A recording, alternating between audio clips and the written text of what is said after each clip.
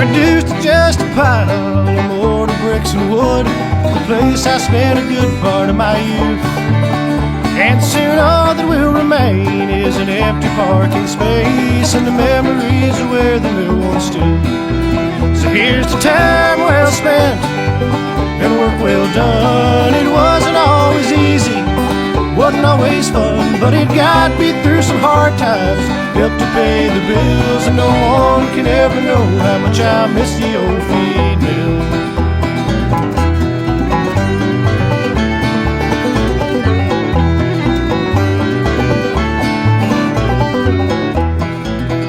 Well, I'd not forget the morning I heard the awful news. Couldn't think of anything to say.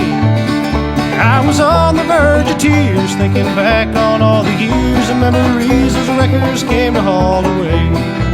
So here's the time well spent and work well done. It wasn't always easy, wasn't always fun, but it got me through some hard times, helped to pay the bills, and no one can ever know how much I miss the old feed mill.